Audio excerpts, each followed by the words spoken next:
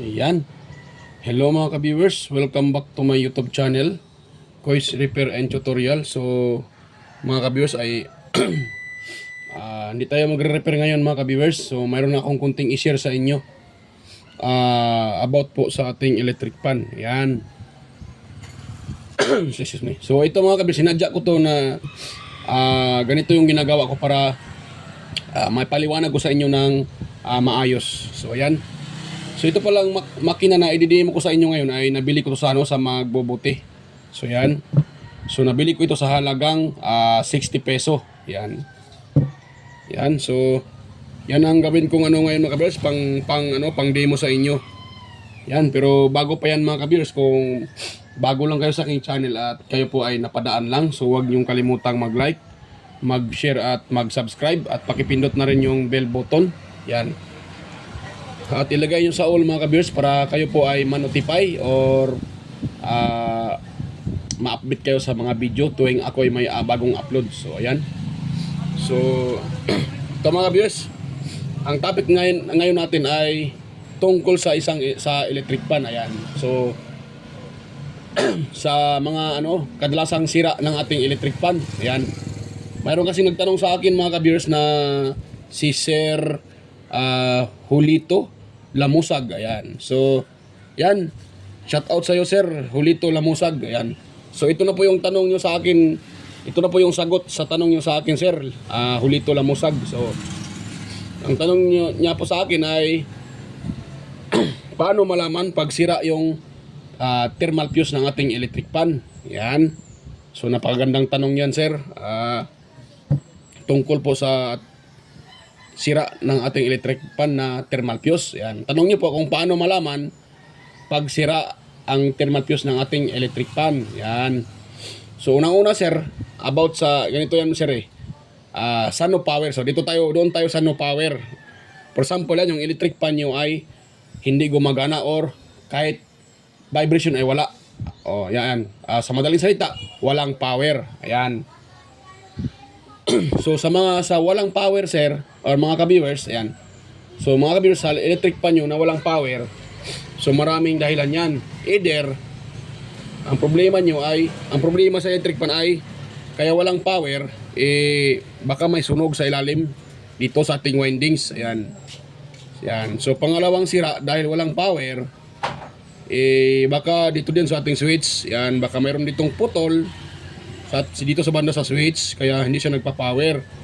So pangatlo sir, or mga ka-viewers, pangatlo dahil walang power, baka galing sa switch, mayroon putol dito sa ilalim. Yan. Bakit may putol dito sa ilalim? Yun na yun ang thermal fuse. Yan. Paano po malaman pag sira yung ating thermal fuse? Ganito po yan mga ka-viewers. Kuha lang tayo ng tester. Yan. Tapos yung tester natin, ilagay nyo sa ohms value, ohm settings. Ohms value naman. Ohm settings, yan. Katulad nito mga ka-viewers, ganatin sa ohm settings. Yan. Yan, sa ohm settings. Doon tayo nakalagay sa ohm settings. Yan, ganun siya. Ngayon, paano natin malaman kung sira yung thermal fuse? Yan. So, ganito yan mga ka-viewers, Itong dalawang linya to, ito yung linya sa ating saksakan or plug, easy plug. Yan, easy plug. Ito, dalawang na to. Wala na kasi itong plug yung nabili ko, wala nang plug. So, tanggalin nyo po kung ganito yung electric pan nyo, button switch. Yan. Tanggalin nyo yung ito. Dapat na-open nyo para maano nyo itong switch nya. Yan. Kung nakita nyo ito mga kabirso, itong tinatawag nila na ito. Tawag nito. Umbrella grip ba ito tawag nito? Nakalimutan ko yung tawag ito. Basta nakita nyo itong puti na to. Yan. Yan. Pag nakita nyo yan, yan po ang ititest nyo. Yan. Galing dito sa dito. Una-una dito tayo sa plug. Yan. Kasi walang power di ba? So dito tayo sa plug. Kanyang easy plug. Kung kunwari mayroong plug pa yan. O hindi pa naputol, kunwari lang. So hanapin natin dito kung saan yung kanyang koneksyon. Dapat yan 00. Ngayon nakita yung 00. Dapat itong dito ano yan siya 00 yung kanyang reading. Kasi po lang yan siya isa-isang linya lang. So yan Bali, mababa yung read natin dyan. Lagyan natin sa, ano, sa buzzer. Yan, sa buzzer. Dapat yan, magbabaser yan. Yan. Dito naman sa kabila, dapat ay wala yan. Pag wala, hindi nakauntong ating ano, dapat wala talaga yan. Yan. Kasi sa isang linya to eh. So itong nagbabaser, ito yung sa kanyang linya. So ngayon kung natrace natin na ito yung kanyang linya, itong sa plug. So dito tayo mag-ano sa plug. Yan. Ito tayo mga ka-viewers. Yan. Napalong ko yung tester ah. Yan. So ayan. Ngayon, pag ang electric pa natin ay buo pa yung thermal fuse, dapat itong wire na to na black, dapat yan ay sa dalawang wire ng kapasitor. Ngayon ito pala mga kabisa, putulin nyo yung wire ng kapasitor ito. Itong dalawang to kasi, dito yung nakatap yung kapasitor eh. Yan. So puputulin nyo siya.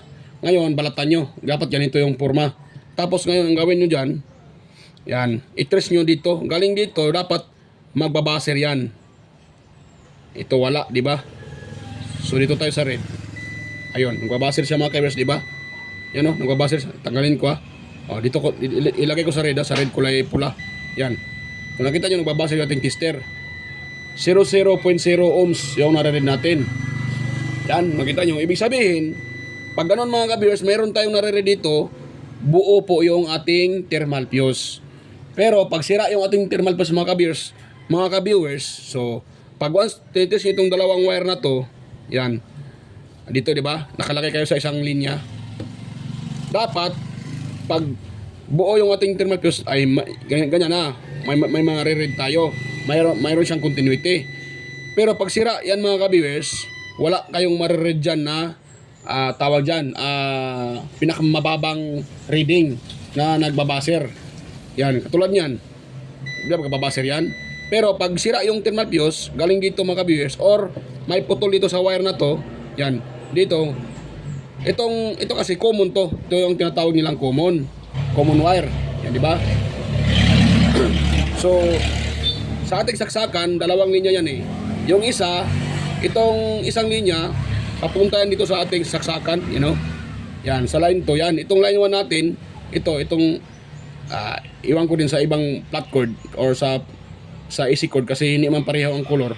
Pero, itong automatic sa isang linya nito, ito yan dito. Itong mayroong umbrella, parang umbrella siya. Yan. Yan. Ito siya. Yan.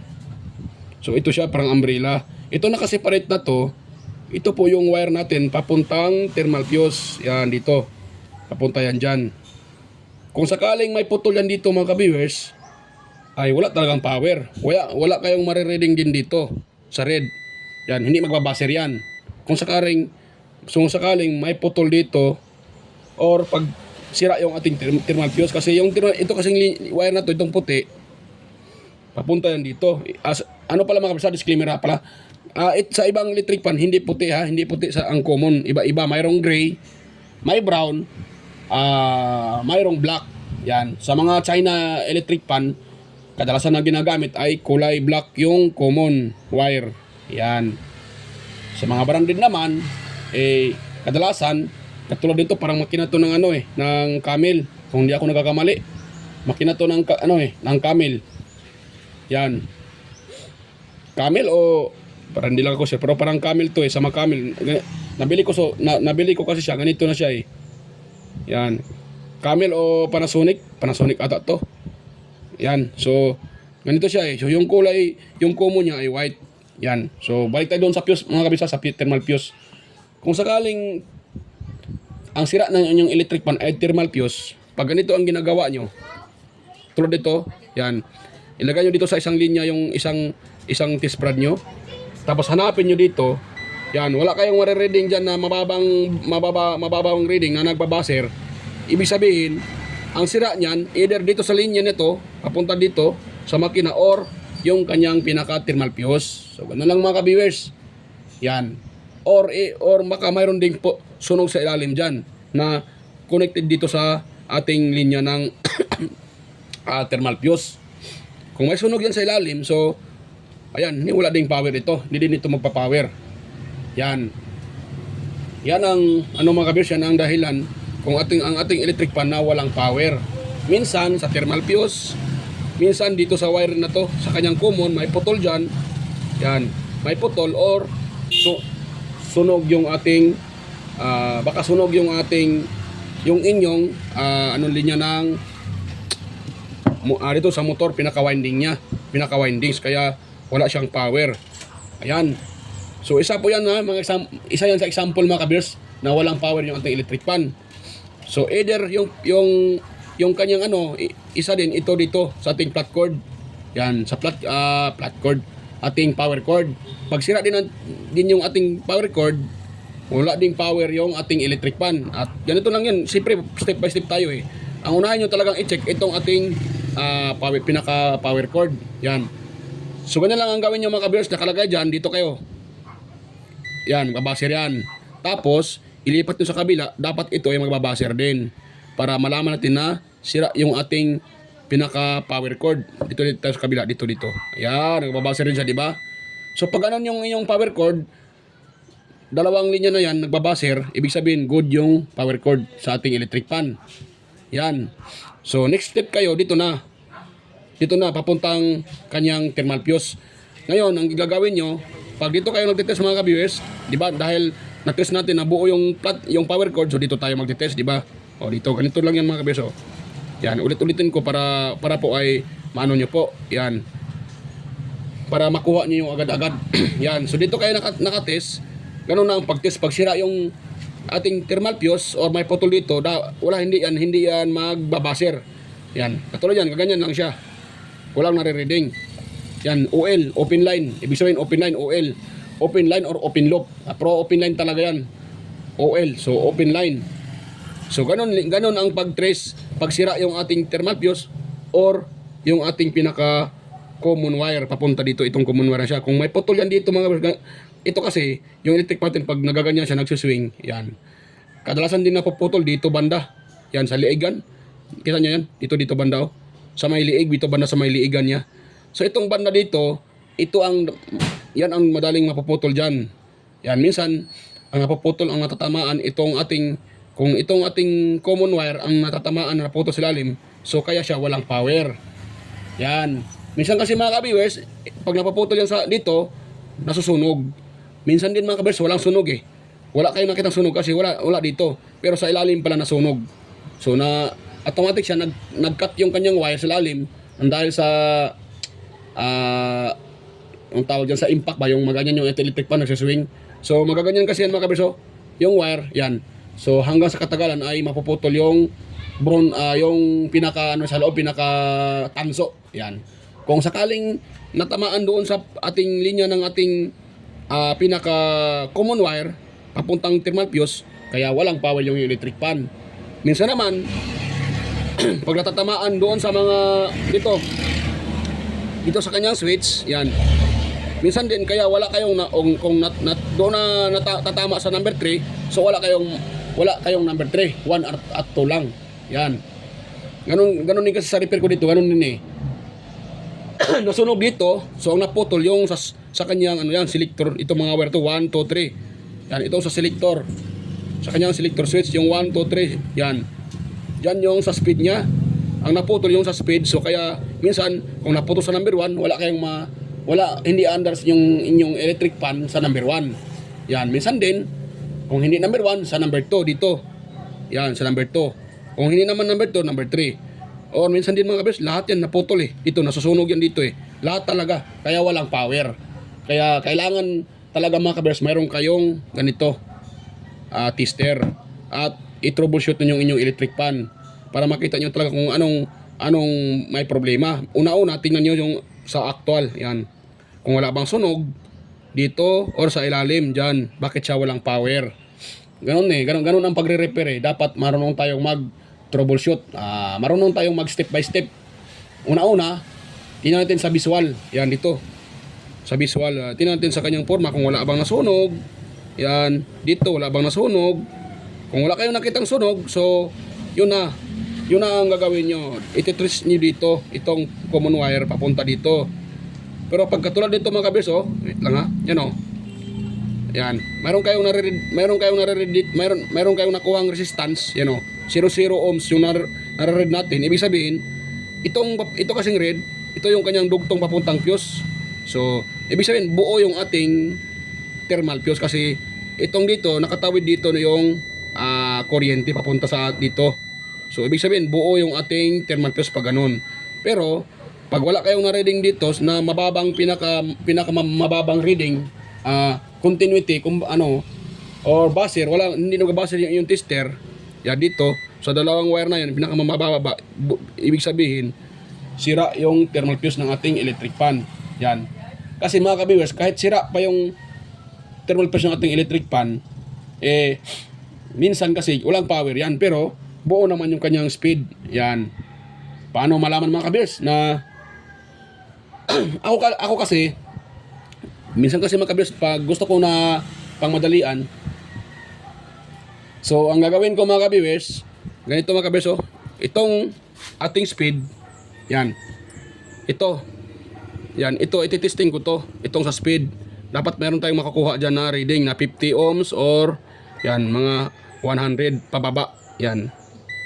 O, katulad yan, 34 ohms. Napalong pa. Yan. So, dito ko sa number 1 at saka sa number 2. So, meron ako nakakuha 34.1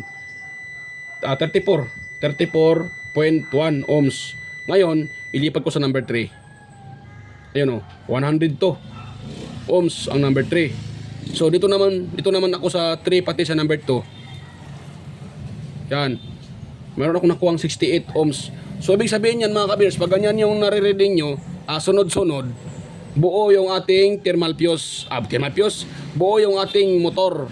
Yan.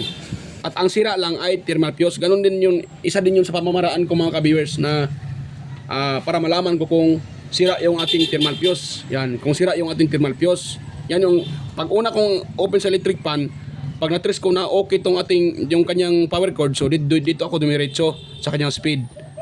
Ayan, pag may nakita akong reading dyan, na ganun yung reading, sunod-sunod, may reading siya, basta wag lang siyang mag-reading ng 00 or 3 ohms, 10 ohms, buo pa yung ating mga ka-viewers, buo pa yung ating tawag dyan, buo pa yung ating motor. Yan. Isa din nga pamaraan mga ka-viewers para malaman na buo yung ating motor, dito tayo mag-test sa dalawang linya na to. Dapat meron tayong makuha dito na mataas na reading. Ay, wala ng reading mga ka-viewers kasi nakaset yung ating tester sa ohms sa buzzer. So, i-test natin sa, yan, dito tayo sa ohms. Yan. Yan, dyan tayo. So, para ano natin. Ayun o. Diba? Mayroon tayong nakuhang 691 ohms. Yan. Yan. So, meron tayong nakuhang 691 ohms na reading. Mataas siya mga ka-viewers. Kumpara dito sa speed. Yan. Ito kasi, kalahatan na kasi ito eh. Itong dalawang linya na to, kalahatan na. 1, 2, 3, sa isang ganyan, lahat na yan, kalahatan na. Kaya yan ang kabuuan niya. 692. Yan, di ba? Kasi tingnan niyo po dito sa sa reading sa ating ito tayo sa speed. Sa number 1 tayo, ayaw ayaw pumasok . Yan. So ganun lang mga viewers Ayan, ganun siya. So dito tayo sa kanyang speed. Kung nakita niyo number 1, ayun mayroon tayo na-read na 414.9 ohms. So 414. Tapos, number 2, ayan, mayroon tayo nare-read na, yan, 381. Yan. Dito naman, 313. So, ibig sabihin yan mga kabir, sunod-sunod siya, di ba? So, buo yung ating motor. Yan. At sa lahat, pinaka-importante sa lahat, dito, ito. Pag dito ang tinitest natin, pag motor ang hanap natin ay buo pa yung motor, okay lang. Pag sira yung thermal fuse mga ka-viewers, ang importante, buo yung motor. Yan po ang pinaka-importante. Pag kayo ay bumibili ng second-hand, tulad ng ginagawa ko, bumibili ako ng second-hand, isa din yan ang pinaka-importante. Dapat dito, buo tong dalawang wire na to. Meron tayong marireading dyan na 500 pataas mga ka-viewers . Yan, pag ganito kakapal yung ano, hindi siya masyadong makapal yung kanyang anong tawag diyan, yung kanyang stator. Yung stator niya, hindi siya masyadong kakapalan, ganyan lang siya. So dapat makakarid tayo dito ng 500 pataas, yan. Or 600 pataas, yan. Ganun. Yan o, 600 pataas mga ka-viewers. Pag medyo manipis naman to konti, so aabot naman ng kadalasan mga 1,000. O yan, 1,000. 1,000K yung reading dito. Or 900. O ganyan, 800 or 900. Yan. Yan. So dapat yan mga kabisap. Dapat makaread tayo ng 500 pataas. Yan. Kasi pag bababa pa sa 500, kung ganito lang man kanipis yung ating stator, tapos magre-read siya ng 200 ohms, 300 ohms, 400 ohms, ay ibig sabihin yan may problema na itong ating motor mga ka-viewers. Yan. Ganun lang mga ka-viewers. Pag yung electric pan na tinitest nyo, pag magre-read siya nagre-reading siya ng, sa dalawang wire na to, nakaka-read lang kayo ng 200, 300, yan. So magdududa na kayo mga ka-viewers. May problema na yan. Yan. So dapat hindi ito magre-reading ng 200 or 500 pababa. Yan. Yung mga makakapal na ganito, stator, so minsan nagre-read ng 500 yan. Yan. Minsan mayroon nga 400 plus. Yan. 500 pag makakapal. Pero pag malinipis, ganito lang kanipis, parang para sa akin may problema na yung motor ng inyong electric pan. Magre-read to ng 200, 300, 400 ohms. Yan. Dapat mataas to siya Katulad ng nare-read natin ngayon, 600 ohms. Yan o yan, 600 ohms. 697. So, malapit na 700 ohms. Yan, 691. Yan. Yan. 600 plus. Yan o. Yan. So, bugod ang ating motor ng ating electric pan. Ayun. So, yun sa nagtanong sa akin na paano malaman na kung sira yung thermal fuse, yun, nasagot ko na yun. Si Sir Julito Lamusag. Ayan. So, nasagot ko na po yung tanong niyo, sir. Yan. Kung paano malaman kung buo or sira yung ating thermal fuse ng ating electric pan. Ayan. At ganito din mga kabisa, ituturo ko din sa inyo. Ayan. Ituturo ko rin sa inyo kung anong paano din malaman. Yan. So, naituro ko naman kung paano malaman kung sira yung thermal fuse. Ito kasi buo to siya For example lang kasi, kung sira yung thermal fuse, so naituro ko na. Ngayon, ang ituturo ko naman sa inyo, paano malaman pag ang sira ng electric pan ay yung bushing. Yan. So, kung bushing mga kabis yung sira ng yung electric pan, hindi nyo na kailangan na ites pa yung kanyang power cord. Yan. Ito yung pinaka power cord niya. Hindi niyo na kailangan ites pa ito. Kung ang electric pan nyo ay umiikot siya pero mahina, yung parang pigil siya, yan, pigil siya, mahina at pigil, tapos sa katagalan ay umiinit yung kanyang motor. So yon ang sign na sira yung bushing ng inyong electric pan, or either bushing, shafting. Ito, saan yung sample ko dito na bushing nawala pa tayo sample ko. Ito.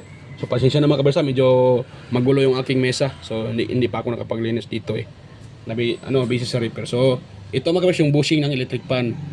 So ito, katulad nito, sira na to So ito, pag once ang itong bushing na to ay medyo malaki na yung kanyang butas. So ang tendency naman diyan mga kabers, ang problema minsan iikot tong yung electric pan. Yan. Ikot siya. Yan, ikot siya, pero mga ilang segundo lang ay mag-stop siya. Or kung pina-plug nyo, matigas. Yan. Pero pag hindi naka-plug, malambot naman siya, ganun Yan, ito, medyo malambot na kasi binuhusan ko ng langis nag-stack up to buti hindi naman yung kanyang thermal fuse, thermal fuse dito, hindi nag-cut off. Yan, so ganun lang mga kabes una, pag sira yung bushing, ganito ang gawin nyo. Ganyan nyo siya ganyan. Dapat pataas pa baba, walang kalog yan. Yung paganyan siya, normal yan na may kalog, kasi pag wala namang kalog pa ganyan, hindi din normal yan. iinit din yung inyong electric fan. Baka yan pa ang dahilanan, yun ang sanhi na masisira din ang thermal fuse ng ating electric fan kasi ano siya, wala siyang play. So, ganyan naman ka-viewers, para malaman natin na buo pa yung ating or sira yung ating thermal tapos naman yung ating bushing or either itong shafting. Yan. Pag bushing kasi ang sira mga ka-viewers, minsan kalog to. Yan. Pag ginaganyan nyo, pataas pababa, kalog kasi ito ay maluwag na.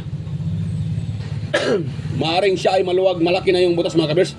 Yung malaki naman tong butas nito, yun na, pag pinaplug mo siya, ito ay titigas. Yan. Pag tinatanggal nyo sa outlet, malambot naman siya. Malambot siya, pero pag may supply na, titigas siya. So, ang problema niyan mga ka-viewers, ito maluwag na. Maaring ito ay maluwag na.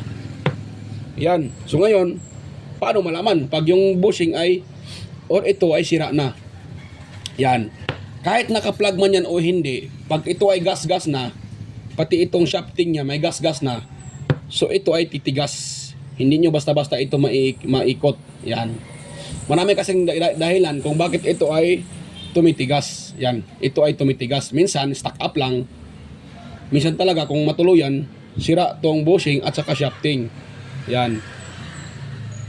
Kasi pag ito ay may gas-gas, idadamay niya itong ating shafting. So, maaaring silang dalawa nagkakaroon ng gas-gas. May gas-gas ito sa shafting, mayroon din sa bushing. Kaya matigas ikutin. Yan. Minsan naman mga ka-viewers, matigas siya ikutin kasi ay baka natuyuan ng langis. Yan. Natuyuan siya ng langis, kaya matigas ikutin. Yan. So pag ganun, tapos niya hindi nyo na ginagamit, maaring buo pa yung kanyang bushing or pati shafting. Pero pag nakita nyo na matigas niya ikutin, mahina ng ikot ng yung electric fan, pinipilit nyo pa rin gamitin, so maaring ito ay matuluyan. Yung kanyang bushing or shafting, ito. Yung kanyang shafting, pati itong bushing, maaring ito ay matuluyan. Magkagasgas itong dalawa. So pag once ay may gasgas na yan, wala na. Damage na yan, baka ang next na masira, itong kanyang thermal fuse. Yan.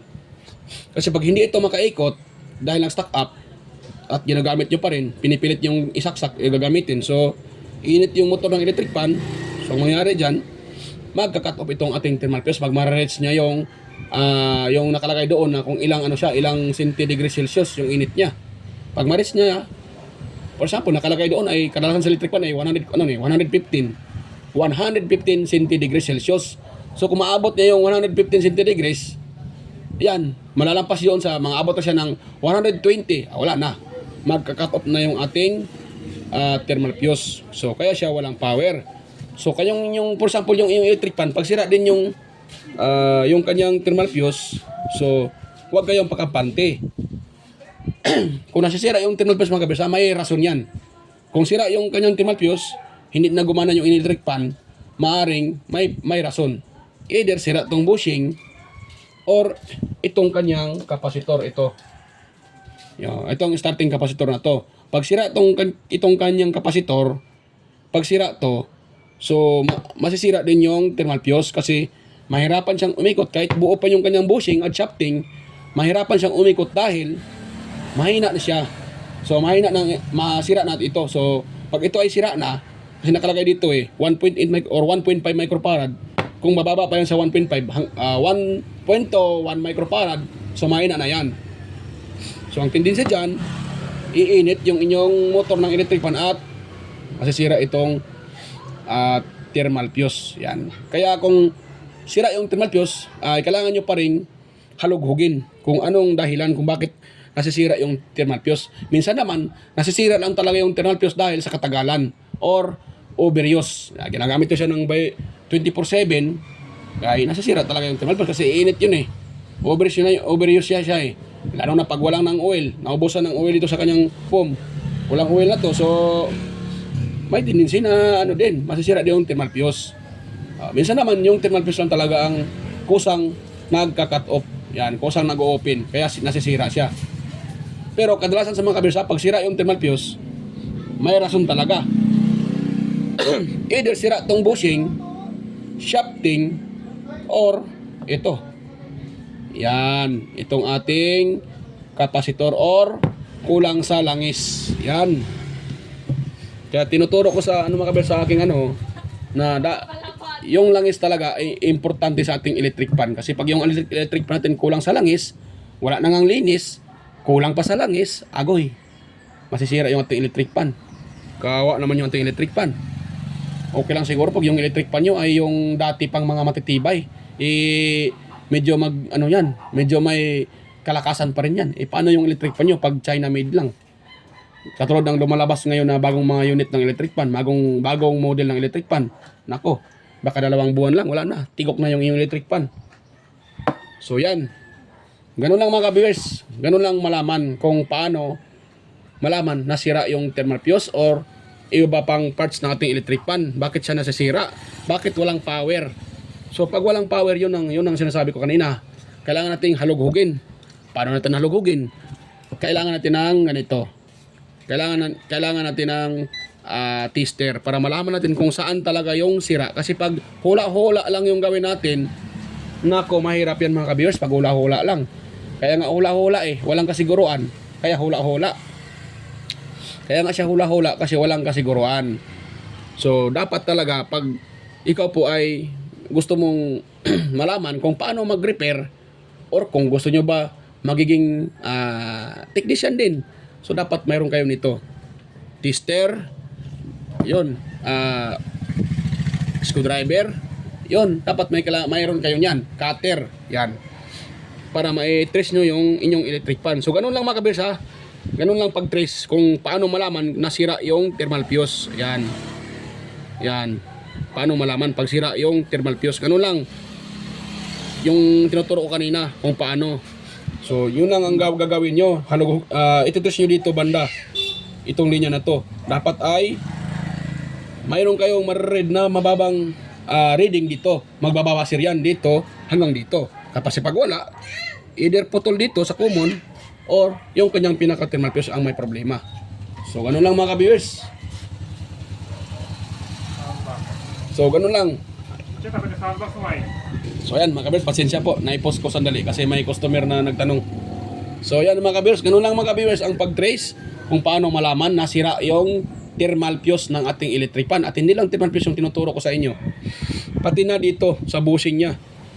Yan. Yan. Pag mahina kasi mga ka-viewers, either bushing ang sira, shafting, or ito, thermal fuse. Thermal fuse naman. Thermal fuse ka dyan. Kapasitor. Pag mahina. Pero, mayroon pa isa mga ka-viewers. Pag good naman yung kapasitor, sakto pa yung kanyang reading, intact pa yung reading niya, kung ano nakalagay dito, at buo naman yung bushing, malambot naman siya, yan. At mahina lang umikot, baka naman mga viewers, ang sira yung motor na talaga, pinaka-motor. Itong pinaka-stator niya, yung windings talaga niya ang sira. Pag mahina na umikot, baka yan po ay either shorted, yan, yung mga windings sa lalim, baka nagsasama-sama na yan, kaya mahina. Yan, kaya siya mahina. At pag mahina na mga ka-viewers, naka number 1, number 2, number 3, makamahina na siya. Yan, parang pagong ng umuusad.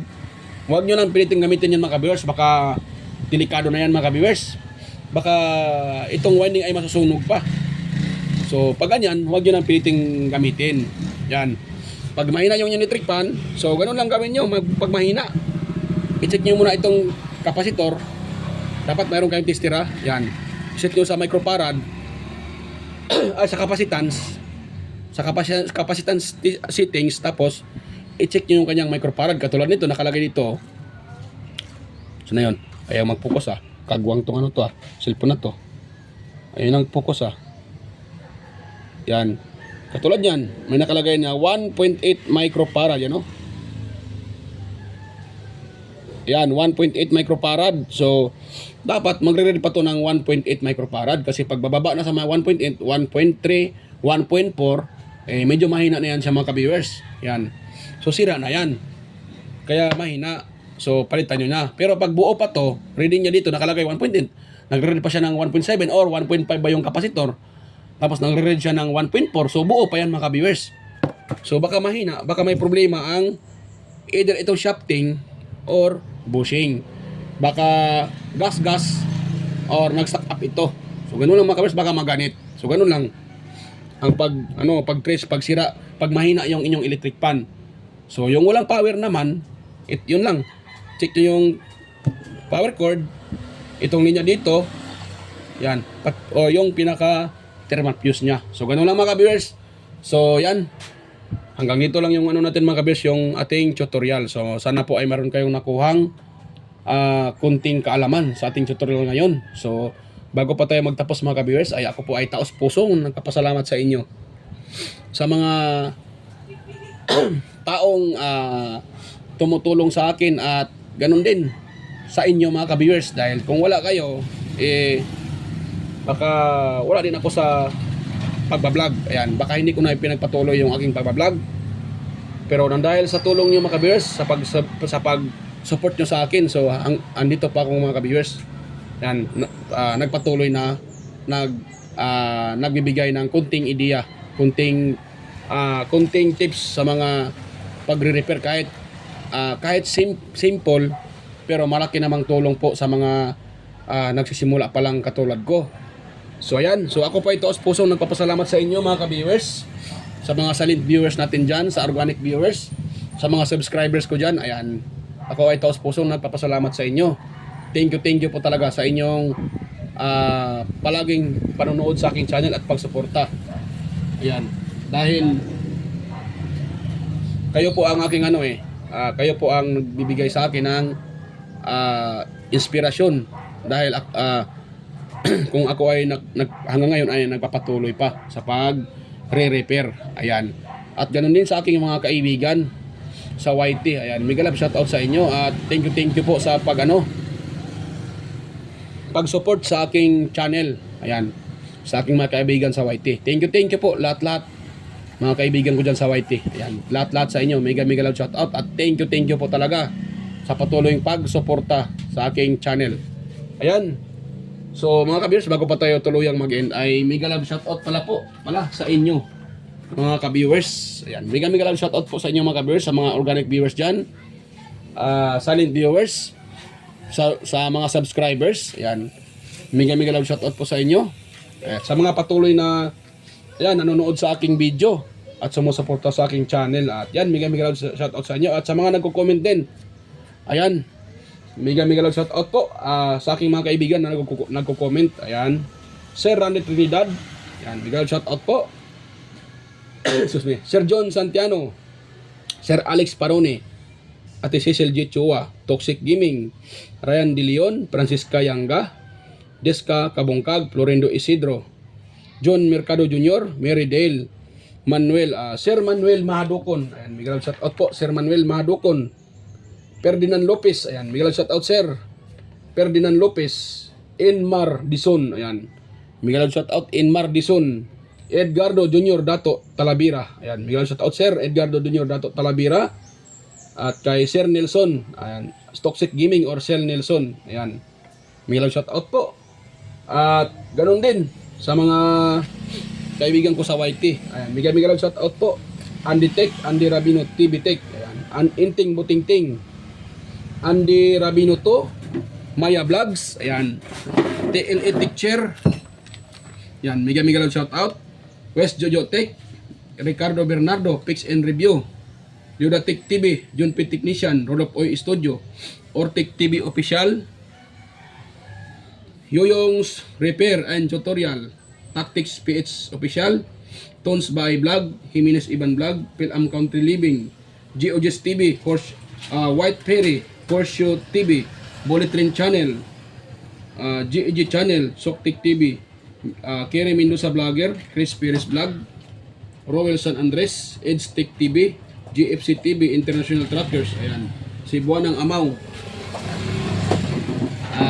Jos Electrical Vlogs, Road Choi Fishing Adventure, Mercy Wirham, ayan, mega love shoutout po, Mercy Wirham, Amigos Amigas, ayan, Jan and Gracia, Tuna in Cabo, ayan, Leo Tech, DJS Channel, Tiger Said TV, Inday Test TV, Lex TV Official, ayan, mega love shoutout po, Flex TV Official, Jeros Flores Mix Vlog, The Borton Channel, ayan, Sir Watkins, Life in Japan Countryside, Abby the Explorer, Sir Lawin, Iconic Insight and Beyond, Dindins TV, Naanatanan TV, Maskarang Vlogger Kuno, Reyna Vlog, Lok the Great, Aling Peps, yan, Marco Francis 713 Mix Vlog, Pudi Expert, yan, Just Dado Vlog Channel, Lovely Mode Forever, Eileen Store Mix Vlog, at kay EQC TV, yan, bigyan shout out po idol, EQC TV, Kinsnell Channel, ayan, Kinsnell Channel, 3M Vlog, ayan, bigyan shout out po sa inyo, 3M Vlog, Anonymous Vlog, ayan, bigyan shout out po, Anonymous Vlog, Jinky Inok Vlog, ayan, bigyan shout out po idol, Jinky Inok Vlog, at kay Panoy Isdaan, ayan, bigyan shout out po, Panoy Isdaan, at ganun din kay Mark 30 Mix Vlog, ayan, Mark 30 Mix Vlog, bigyan shout out po, ayan. So, thank you po sa pag-attend sa aking thank you po sa sa inyong walang sawang pagsuporta sa aking channel. At so ano pala kay Idol Amigos Amigas, yan, bigyan shout out po Idol Amigos Amigas. Ayun, sa lahat-lahat na pumupunta sa aking munting channel, ayan, bigyan shout out po sa inyo. Yan, so bago pa tayo mag-end mga viewers ay huwag niyong kalimutang mag-like, mag-share at mag-subscribe at pakipindot na rin yung bell button. Ilagay nyo sa all mga viewers para kayo po ay palaging updated sa aking mga video na ina-upload. So ayan, bye-bye po mga viewers, kita-kita po tayo ulit sa aking next na mga video. So ayan, bye-bye po.